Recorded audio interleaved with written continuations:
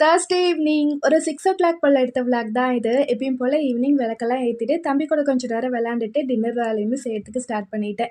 வெயில் டைம்ல பார்த்தீங்கன்னா, அந்த 12 மணி, 1 மணிக்கு கூட அந்த அளவுக்கு கிச்சன்ல வெயில் தெரியாது. ஆனா, அந்த சன்செட் ஆனதுக்கப்புறமா கிச்சன்ல சுத்தமாவே நிக்க முடியாது.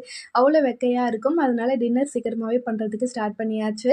இன்னைக்கு டின்னருக்கு பார்த்தீங்கன்னா, சப்பாத்தி, சென்னா கிரேவி தான் வந்து பண்ண போறேன். அதுக்கு ஃபர்ஸ்ட்டு சென்னாவ கொஞ்சமா உப்பு சேர்த்து வேக வச்சதுக்கப்புறமா சப்பாத்தி மாவுமே பெசஞ்சு வச்சுக்கலாம். சப்பாத்தி மாவு இப்போ பெசஞ்சு வச்சுட்டேன் அப்படின்னா, எல்லாரும் வந்ததுக்கப்புறமா ஹாலில் பொறுமையாக உட்காந்து தேய்ச்சி எடுத்துட்டேன் அப்படின்னா, போட்டு எடுக்கிறதுக்கு ஒரு 10 நிமிஷம் தான் ஆகும். ஸோ, அதனால மாவு மட்டுமே பெசஞ்சு வச்சுட்டு வந்து தம்பி கூட வந்துட்டு எழுதுறதுக்கு வந்தாச்சு. ஒன்ஸ் வந்துட்டு எழுத ஆரம்பித்தான் அப்படின்னா, கொஞ்சம் நேரம் எழுதுவான். அதுக்கப்புறமா கிறுக்க ஆரம்பிச்சுருவான். அப்படியே விட்டுட்டு நான் கிச்சனுக்குள்ளே வந்துடுவேன். கிரேவி பண்ணுறதுக்கு பார்த்தீங்கன்னா, மசாலா எல்லாத்தையுமே வந்துட்டு அரைச்சிட்டு அதுக்கப்புறமா செஞ்சுக்கிட்டேன். இதோட ரெசிபி வந்துட்டு எதுவுமே ஷேர் பண்ணல. ஆல்ரெடி வந்து ஷேர் பண்ணியிருக்கேன். கிரேவி பண்ணி முடிச்சுட்டு அதுக்கப்புறம் கிச்சன் விட்டு வெளியில் போயாச்சு. ஐ ஹோப் இந்த வீடியோ உங்களுக்கு பிடிச்சிருக்கு நம்புறேன். பிடிச்சிருந்தா கண்டிப்பாக லைக் பண்ணிவிட்டு சப்ஸ்கிரைப் பண்ணிக்கோங்க. பாய்.